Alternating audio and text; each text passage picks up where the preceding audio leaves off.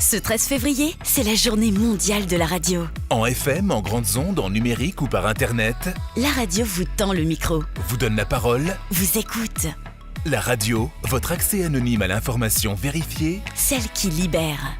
Le 13 février, Fêtons ensemble la radio avec l'UNESCO. Dominique Guillot, le patron d'Africa numéro 1, est toujours avec nous.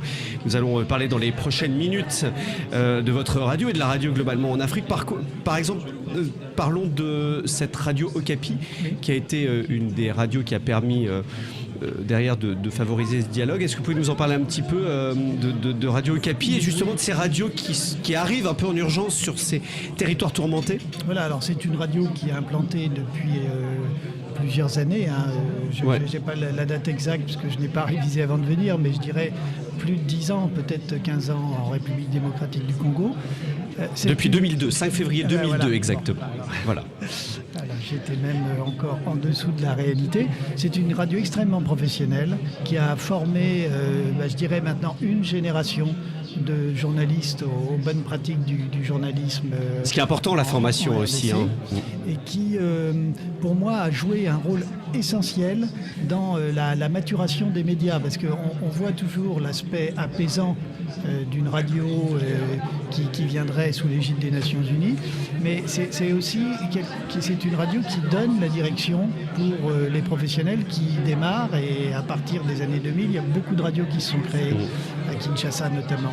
Et donc le fait que des journalistes aient été formés par cette radio, qu'ils aient eu cette expérience au contact de professionnels aussi internationaux, a fait que quand ils ont démarré leur propre projet, ils l'ont démarré avec une autre vision. Et ça a, à mon sens, joué vraiment un rôle capital dans le paysage. Chacun a apporté sa pierre à l'édifice pour recréer un paysage radiophonique qui soit normal, Voilà. on va dire. Et en fait, ce n'est pas tant le message qui est diffusé par cette radio, parce que c'est une radio qui traite l'information de façon équilibrée, avec le plus d'objectifs possible, qui n'a pas forcément vocation à délivrer des messages, mais qui, par son exemplarité, par le professionnalisme, a réussi effectivement à apaiser une situation qui était et qui reste très compliquée. Et puis, je dirais que la limite de Radio Okapi, elle est simple à comprendre. C'est une radio qui est portée par les Nations Unies. Tout à les fait. Nations Unies n'ont pas vocation à rester À être durablement dans un opérateur, paysage voilà, radio. ils sont là pour la reconstruction, Voilà. pour accompagner, mais Et le grand défi qui est posé à ce type de radio, il en existe un peu partout en Afrique, c'est leur pérennité. C'est-à-dire qu'est-ce qui se passe lorsque les il faut que les Nations populations locales les reprennent en main en fait. Les populations locales, il faut aussi trouver l'équilibre économique de ce Tout à type de fait. projet, parce que Radio Okapi, c'est une radio qui emploie 40 journalistes. Il faut les payer. Il faut les payer. Voilà, exactement. Et un journaliste professionnel, une fois qu'il est formé, qu'il est performant, mérite un salaire digne de ce nom. Donc il y a un défi qui est lancé, qui est comment est-ce qu'on crée des médias privés. Tout à fait. C'est le cœur aussi de mon sujet. Ouais. C'est-à-dire qu'aujourd'hui, vous avez dans le paysage radio, selon les pays, des radios publiques. Je pense que tout le monde peut comprendre comment fonctionne une radio publique avec le financement de l'État. Comme en France, avec Comme en Radio France ou Radio France Internationale par exemple. Voilà. Vous avez des radios confessionnelles, et ces radios confessionnelles sont très nombreuses et elles sont financées généralement par les dons et la générosité des auditeurs. Voilà, il y en a beaucoup. Après, vous avez des radios qui sont commerciales, indépendantes, mais qui en réalité n'ont d'indépendantes que de nom parce qu'elles sont portées par une idée politique ou un projet, voire un homme ou une femme. Beaucoup des hommes. Qui peut être parfois candidat à des élections d'ailleurs. Et qui pourrait être candidat à des élections.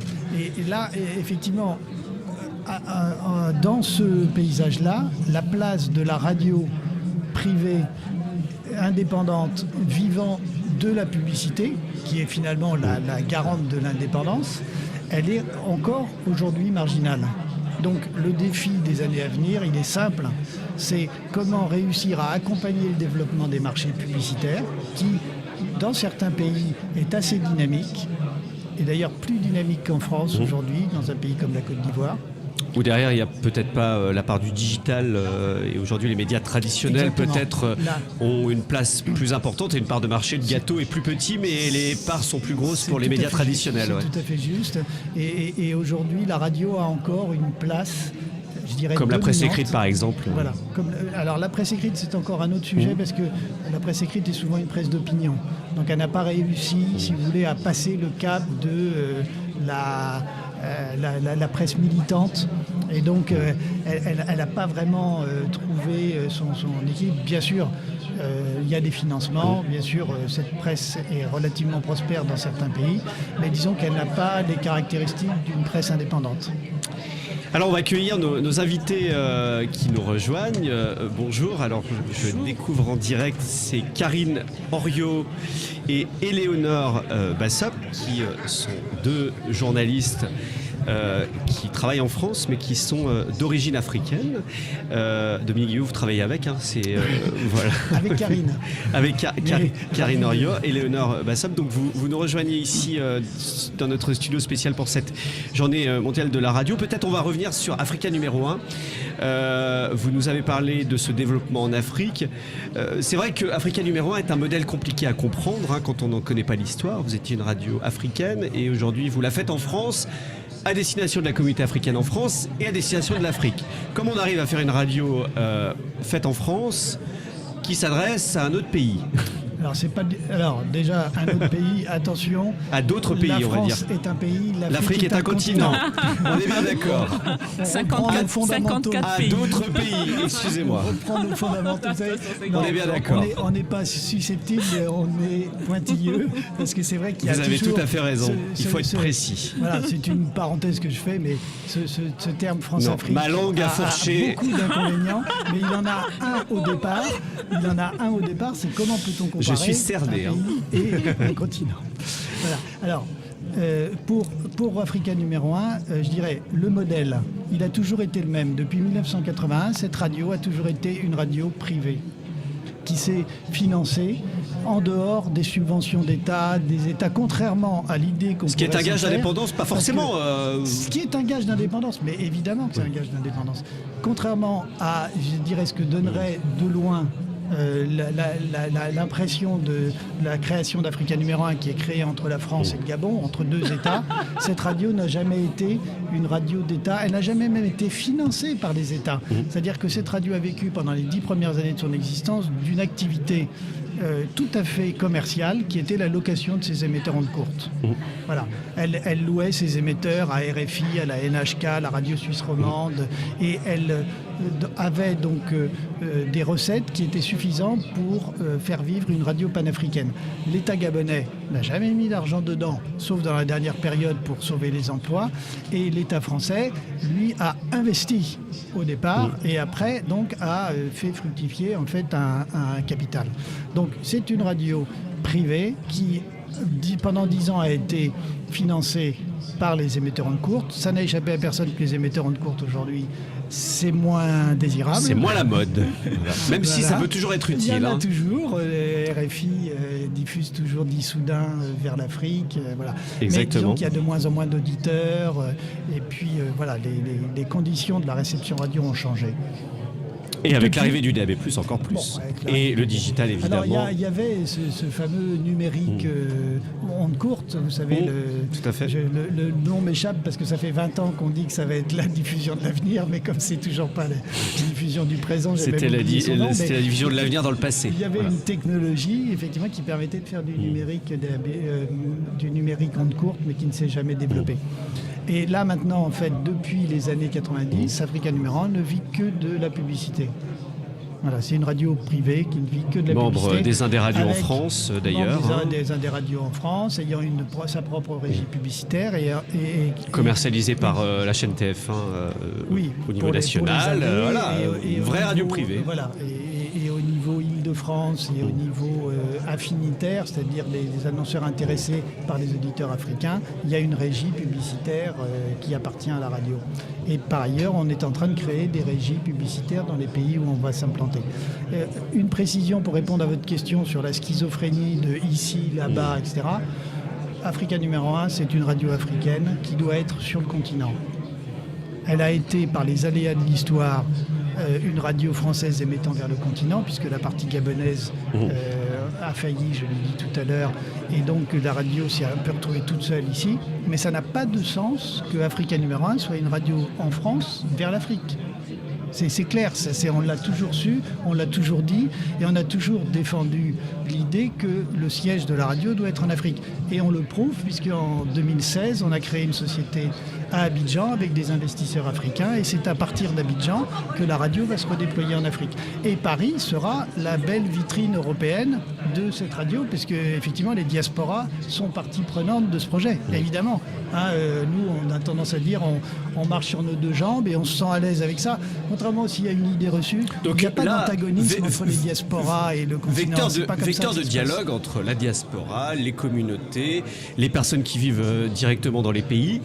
Là, la radio, vous êtes l'exemple parfait de ce dialogue et ce vecteur de... La chance qu'on a, c'est que quand on vit ici, je parle sous le contrôle d'Africaines d'origine, on s'intéresse évidemment à tout ce qui se passe sur le continent, évidemment. C'est quand même là que les choses bougent le plus.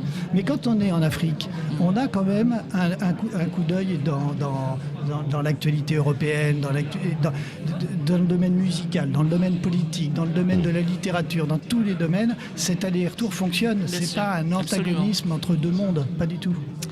Alors Karine Oriot, vous êtes d'origine africaine, vous êtes établie en France, vous êtes une journaliste franco-camerounaise, tout à fait, vous êtes spécialisée dans l'actualité politique et économique du continent africain. Aujourd'hui, cette journée mondiale de la radio, la thématique c'est la radio vecteur de dialogue, tolérance et de paix. Pour vous, c'est quoi la radio? C'est ça aussi? Déjà, je tiens à préciser que je suis assez contente d'intervenir à côté de Dominique parce que ma relation avec la radio, c'est une relation qui date depuis mon enfance. Comme moi je l'ai précisé, j'ai grandi au Cameroun et on était dans des zones rurales. Il n'y avait pas d'électricité. Tout ce qui nous connectait au monde, c'était la radio. Et évidemment, à côté des radios locales, il y avait Africa numéro 1 et dont un programme, je ne sais pas si vous vous souvenez, avec Patrick Nguema sur les sciences occultes africaine. L'aventure mystérieuse. Et ben voilà. Et donc ça nous permettait de nous évader. C'est-à-dire que quand on est dans son quotidien, en dehors des informations, etc., effectivement, je pense que c'est d'abord un vecteur de dialogue, parce qu'on a vraiment l'impression qu'on dialogue avec le journaliste ou le chroniqueur. Et ça, c'est assez intéressant. Bon, et ben aujourd'hui, en tant qu'adulte, moi j'ai pu effectivement travailler à Africa numéro 1. C'est un rêve que je chérissais depuis tout enfant, parce qu'au-delà de tout ce qu'on a, on a quand même ce rapport à la voix, ce rapport aux personnes, qui est un rapport tout à fait différent. Donc pour moi, c'est une relation de proximité de tous les médias qu'on a. C'est la radio qui vous a donné envie de faire ce métier ? Ah oui, complètement. Parce qu'effectivement, comme je le souligne, c'était d'abord parce que ça nous permettait, nous, de nous évader quand on est dans une petite ville, dans un petit village où il n'y a pas d'autres activités et les informations, on ne comprend pas forcément les informations quand on est enfant. Et qu'on a un programme comme ce programme-là qui faisait à la fois peur mais qui nous faisait marrer avec une voix particulière, ça donne des envies et effectivement on se projette. Après il y a eu d'autres journalistes effectivement qui ont donné envie effectivement de faire ce métier-là, mais pour moi c'était important de commencer par la radio parce qu'il y a quelque chose d'unique qui se passe quand on est effectivement derrière un micro. Aujourd'hui, la radio dans votre pays d'origine, quel est son lien ? Est-ce que c'est toujours aussi important dans beaucoup de pays d'Afrique ? On parle de Facebook, du digital, de Google, etc. Mais dans beaucoup de pays, la radio reste encore le média numéro 1 malgré tout ça. Hein. Absolument.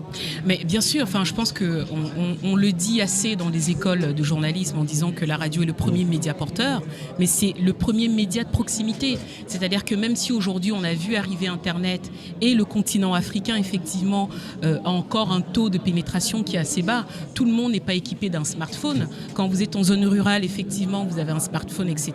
Et que vous êtes dans les champs en train de labourer, vous ne pouvez pas avoir votre téléphone. La radio, vous pouvez la poser ou alors vous pouvez avoir l'application, exactement, en fond. Et ça, c'est assez important parce que donc c'est un rapport qui reste. Et puis, vous vous souvenez, dans les années 2000, on a eu peur quand on a vu Internet arriver en tant que professionnel de l'information. On s'est dit, avec l'intelligence artificielle, nos métiers vont changer. Ou alors, la radio va disparaître, la télévision. Eh ben non, on voit juste qu'il faut se transformer et c'est ce que la radio fait si bien aujourd'hui en se transformant. On va faire une toute petite pause, tout simplement, puisque dans quelques secondes, il sera midi. Ça fait déjà 1 heure qu'on est ensemble, le temps passe très très vite. Vous allez rester avec nous, puisque dans un instant, nous allons poursuivre cette discussion, notamment autour de la radio et de sa place peut-être dans les pays africains, et la place pour vous aussi, comme média intime. Et puis, juste après, nous recevrons ici Giovanna Hendel. Elle est la coordinatrice des archives, d'une mission archive autour de l'UNESCO. Parce qu'il faut savoir que l'UNESCO a toujours fait de la radio depuis sa création. Et puis pour terminer cette première tranche, autour de 12h15, nous recevrons Cécile Mégy, qui est la directrice de RFI, Radio France Internationale, radio évidemment très importante, notamment pour le monde francophone. A tout de suite. Ce 13 février, c'est la journée mondiale de la radio. En FM, en grandes ondes, en numérique ou par Internet, la radio vous tend le micro, vous donne la parole, vous écoute. La radio, votre accès anonyme à l'information vérifiée, celle qui libère. Le 13 février, fêtons ensemble la radio avec l'UNESCO.